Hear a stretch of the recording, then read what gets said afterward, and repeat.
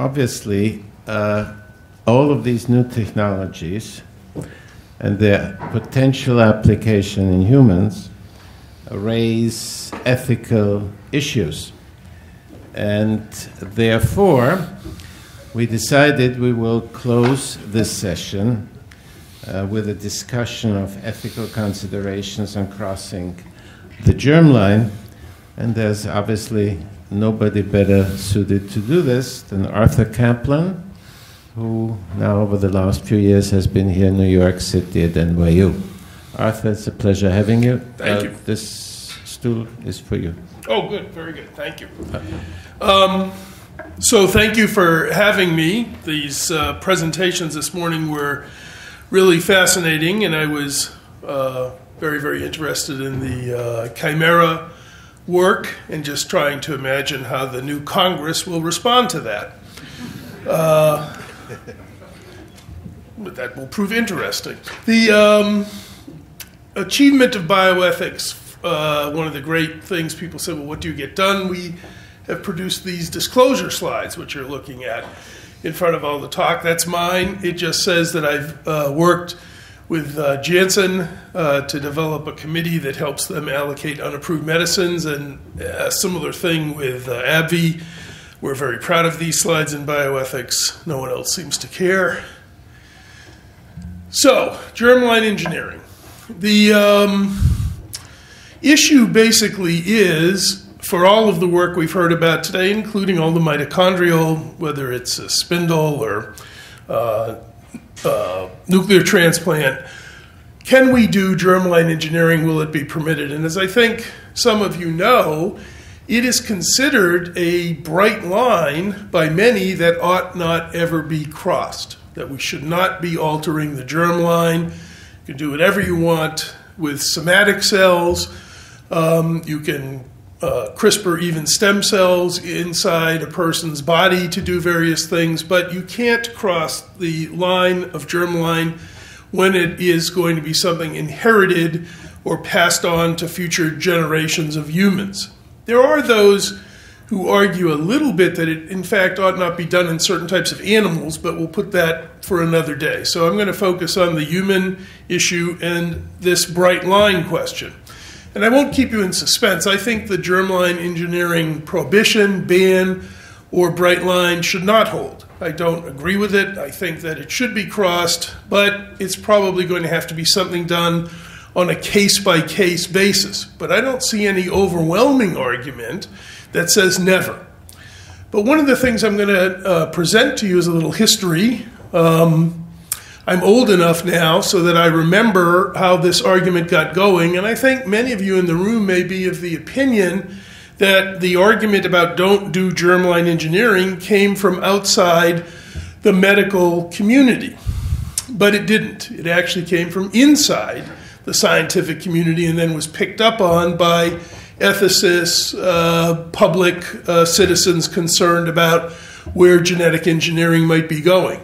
So this is the policy that the NIH has here right now. No money for any use of gene editing technologies in human embryos. The concept of altering the human germline in embryos for clinical purposes has been debated over many years, in fact, decades, from many different perspectives, and has been viewed almost universally as a line that should not be crossed. So that's the germline, bright line prohibition argument. Advances in technology are giving us elegant new ways of carrying out genome editing. We've heard about some of the latest ones this morning. But the strong arguments against engaging in this activity are still there. He means ethical arguments, Francis Collins. These include the serious and unquantifiable safety issues, ethical issues presented by altering the germline in a way that affects the next generation that can't consent, and a lack of compelling medical applications. So that was in 2015 in April. That led to a ban. It's led to a fair number of other funders saying no to germline. But notice this is a scientific pronouncement about germline, not coming from outside. Let's go back in history, distant history, all the way back to the late 70s. And I'm going to tell you the person who actually promulgated the argument about do not cross into germline engineering. it was Jim Watson.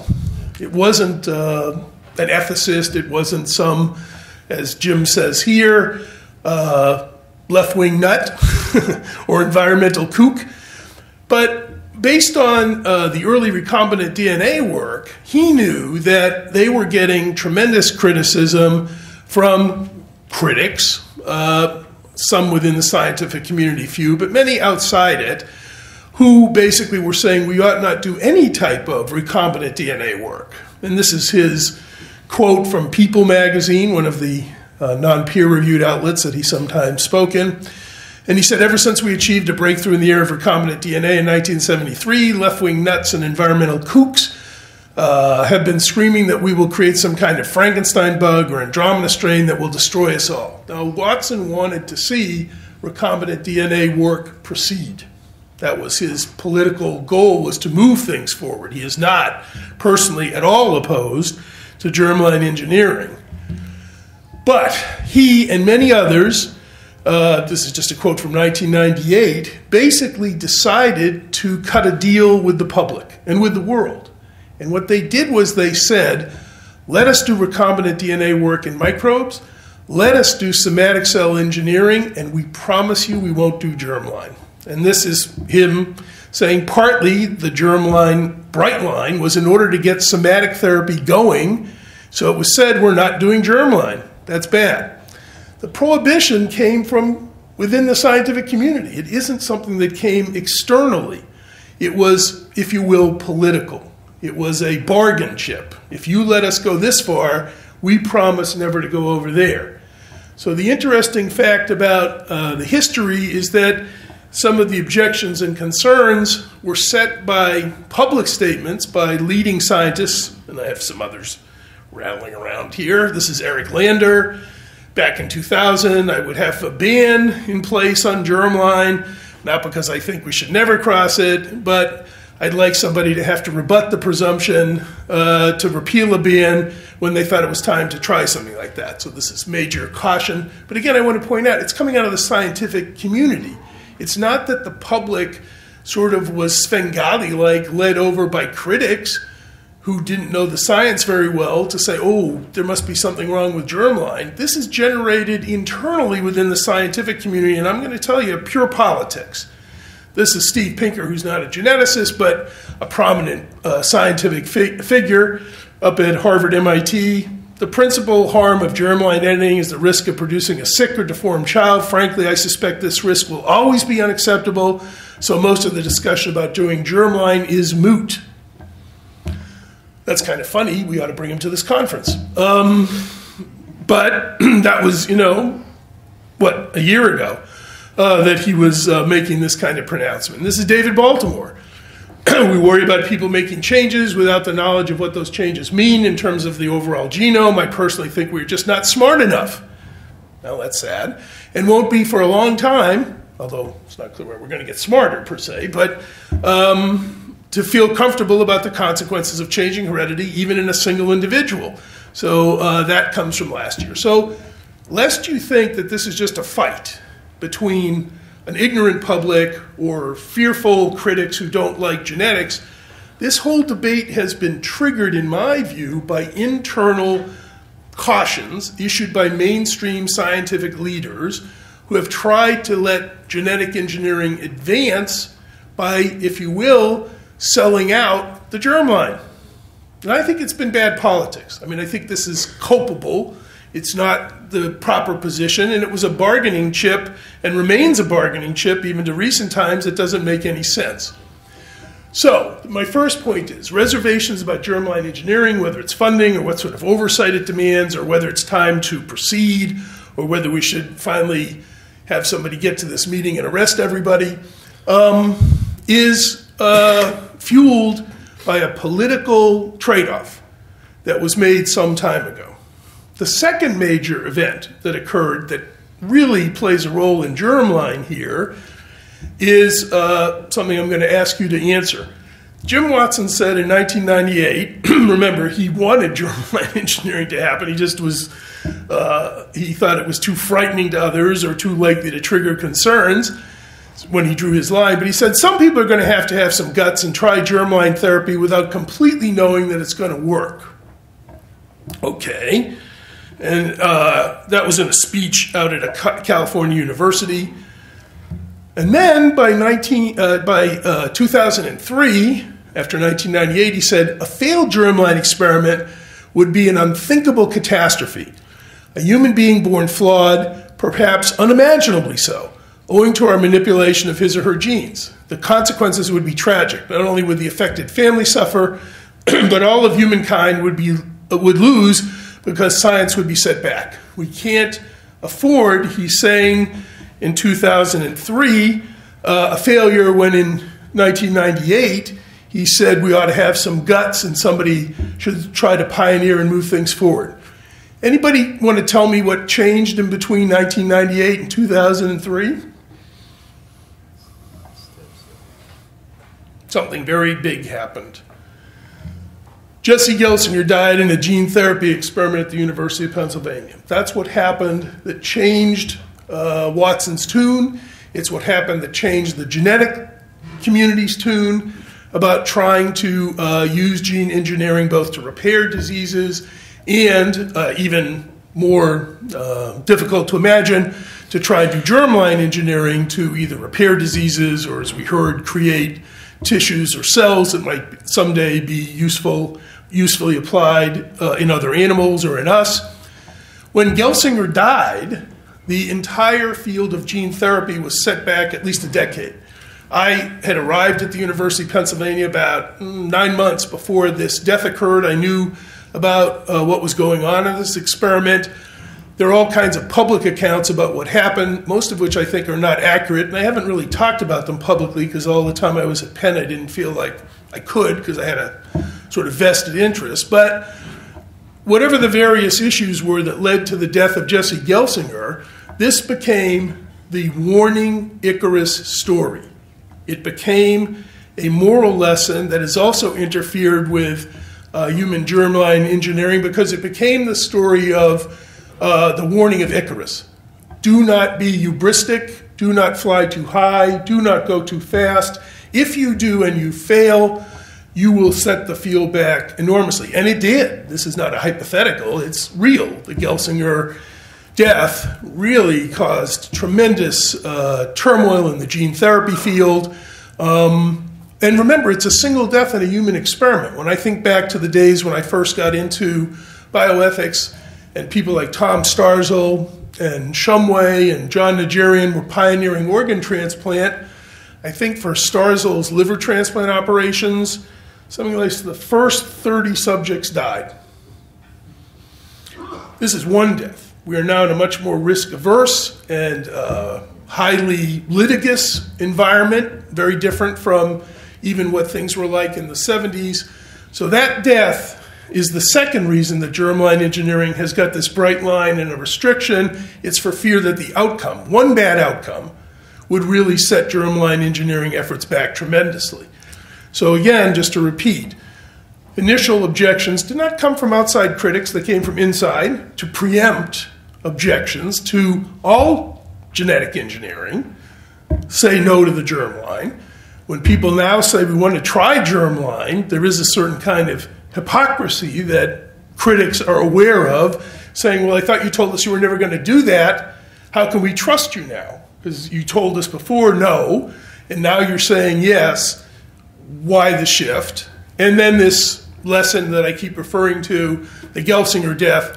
If you get this outcome in today's climate of risk aversion, less willingness to accept bad outcomes, then you're going to destroy germline engineering. So we better be 100% sure before we engage in human application or try to do clinical things with germline alterations.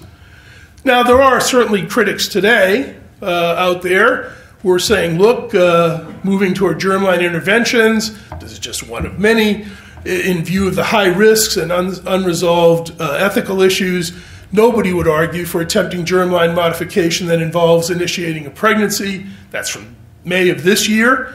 So there are plenty of people out there who probably need a ticket to the conference. And there is this deeper fear, which wasn't one of Jim Watson's fears, because if you follow Watson, he's always been something of a eugenicist, actually. But the fear that germline engineering is a path toward a dystopia of super people and designer babies for those who could afford it, that is another type of objection, a more external one to the field. But that's the third, it's the slippery slope problem. So let me summarize what I think these arguments are.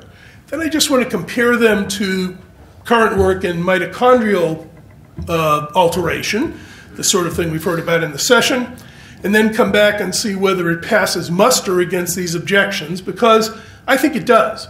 And I think the arguments that have been raised are not sufficient to keep that ban in place on funding. They're certainly sufficient to keep close oversight on different experiments and to decide when, in fact, it's reasonable to try and proceed. But that is not the same as a ban or a bright line that ought not be crossed. I don't think there's a bright line that ought not be crossed. And I think it's time, actually, to engage the arguments fully. So the first one is safety. Have we done the animal work? How many of you are aware of this guy who's running around saying that he wants to do a human head transplant? Have you heard this guy? He's actually... China. Yeah, maybe. So he's actually holding a press conference today, right now, against this meeting in London. And he's announcing a new surgical scalpel that he says can make such a clean cut in the spinal cord that it will be possible to basically join the donor spinal cord back to the recipients without difficulty. The reason I mention this guy is he is an example of why we have all kinds of problems with the public with respect to pioneering or innovative science. Does he have an animal model? Well, Sergio, I guess is his first name. When Sergio talks, he tells us that, yes, there are animal models. The Russians attempted dog head transplants in 1906. By the way, he fails to point out that the dogs died. And there were a couple of monkey experiments at Case Western in the 60s. A guy named Robert White. Well, that is not an adequate basis for animal safety demonstration. If we're going to move forward, as you'll see me say in a minute, I think we have to do much better in the animal work, and I think we're trying to do much better in the animal work. But when you have guys out there publicly saying it's time for head transplants, because there were experiments in 1906 and 1960, that's not the way to build public confidence, and that guy needs some strong upbraiding for what he's doing in terms of what the public believes adequate safety work is. Gelsinger, sure, that is a lesson that has to be taken seriously. What would happen if there's failure? And remember the other arguments that I presented to you. One is, well, we shouldn't do germline because the people who are most strongly impacted, the offspring, can't consent. Without them being able to consent to something going wrong, to having burden imposed by changes, then it would be unethical to do it. You can't do experiments on people who can't give their permission. It's said that we're too ignorant of all the complexities, although I was pleased to see that when we were talking about the chimera model, we quickly decided that there's plenty of complexities and we ought to resolve them before moving forward. The slippery slope to eugenics argument, and then one other one that you heard me mention, it'll only be the haves and the rich who will be able to avail themselves of this perfect baby, designer baby future, so that is inherently unjust, and that ought not be pursued. So those are the fallout arguments from both what internal science created in terms of objections, the failure of Gelsinger, and then concerns about eugenics. They all fall roughly into these types of objections. So we have now the mitochondrial work. We've been hearing about it all morning. One nation, Britain, voted in favor of allowing it in their parliament. And I think that is the path that the rest of the world, by the way, should be following. I'm not going to babble on about why to do this other than to say that, the list of diseases that one could treat is fairly long and complicated, and I understand that there are a lot of mitochondrial genes and a lot of things that have to be fixed that are different, and maybe we'll have precision enough CRISPR techniques to go after them, or maybe combinations of these transplant and engineer type things will help. But the point is, there are plenty of diseases out there that look amenable to, let's say, this type of germline engineering change. And by the way, I'm not unaware that some people would say that mitochondrial DNA work is not germline, but I'm going to put that on the side because most governments view anything that's hereditary as germline, putting aside whether the mitochondria is or isn't in itself a germline engineering change. The ultimate test, in my view, for proving whether any novel IVF-related technique is going to work is through humans, and that involves accepting that there will be risks. So one lesson that we need to be thinking about is in public presentations, in testimony, in talking in your community and talking to others, I think it's important to present the notion of, well, what would we do if there was harm? What would we do if a child was born with a disability or some unexpected consequence? Right now, what the American policy is, do you know what it is? You will sue. That is what the policy is. You will file a lawsuit, which, again, doesn't engender public support because you might lose the lawsuit. And certainly in, legal proceedings, things get adversarial. They're not in pursuit of truth, they're in pursuit of winning. We need to have a safety net program of some type of insurance, compensation for anybody who might be injured in such experiments. It's a pretty simple answer. You might have to go to a special master or a court to get the claim resolved, but telling people to sue if there's a bad outcome, which is what happened, by the way, in Gelsinger. That's why it became so notorious. It turned into a huge, nasty lawsuit with all kinds of allegations flying about conflict of interest, which led to the slide I showed you at the beginning, and many charges about ignoring signals of danger in animal work, and on it went. None of which I think actually turned out to be valid, but it didn't matter because they made it in the press every day, and they made it in the courtroom, and government officials responded to that. So if we don't have a method for responding to bad outcomes, if we don't have some system to compensate or make whole or support anything that went wrong, then we are setting ourselves up for a Gelsinger-like problem. So let me just end with a review of the argument. Safety. Well, I think in this area of mitochondrial work, lots of animal studies going on. I was fascinated by the talks we heard this morning. People have many, many animal models in the works. I think that has to be emphasized. This is not head transplant. This is not something where we're just saying, oh, let's tweak an embryo and help somebody remove a disease or maybe regain fertility by manipulating their gametes or an embryo. We can't be hubristic. We have to acknowledge that something could go wrong. And then the question becomes, what will we push for as a field to make sure that people have a safety net? And I think that is very important for the public and potential subjects to understand. What will happen? I wouldn't want to be stuck having had an experiment done on me trying to reclaim insurance coverage for a child that was born with a deformity because the insurance company is going to tell me to go jump in a lake. It's experimental and they won't pay anything there. So what is the safety net? But if we have it, those arguments I think are handled. Lack of consent by those impacted is a silly argument. We do research all the time on people who can't consent. We have surrogates. Children can't consent. Comatose people can't consent. I wrote rules personally for research in emergency situations in the ER where somebody comes in with an overdose. We don't know how to treat them and we want to try some new thing.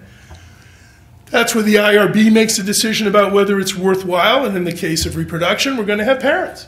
But we have surrogate consent, and we have committees established that handle situations where individuals themselves cannot consent.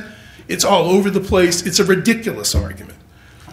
We're too ignorant of the complexities. Well, that I would agree with, but as we begin to learn more, it becomes time to try, and I think we're edging up in some areas of the mitochondrial work to the point where it's time for human efforts to establish what is known or not known.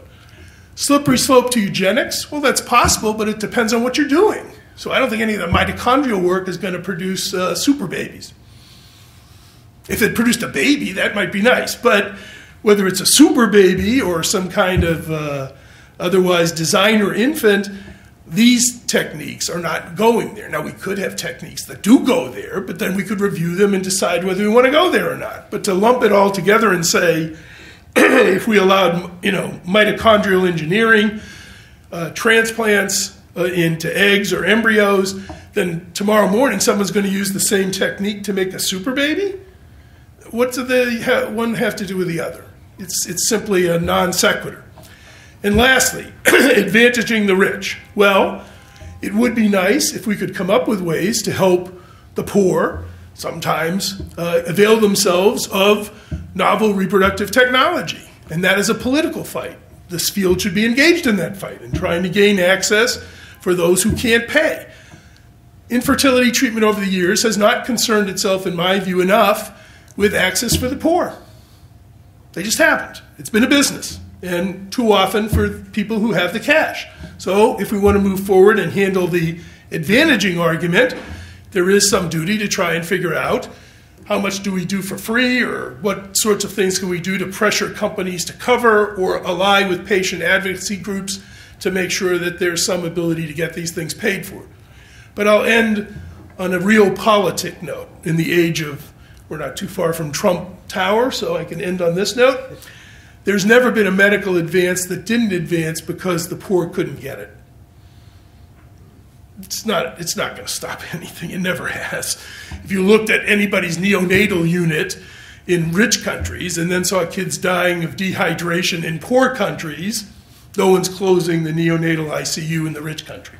So we rescue babies that would be written off in many nations, but it does not stop us from enjoying benefits that the poor and the have-nots cannot access. That is not an argument that's ever going to stop the advance of the technology. Do I think there's an obligation to try and mitigate and buffer the difference? Yes. Do I think the people in reproductive medicine could do better? Absolutely. But it is not going to be an in-principle reason why something doesn't advance. It never has been.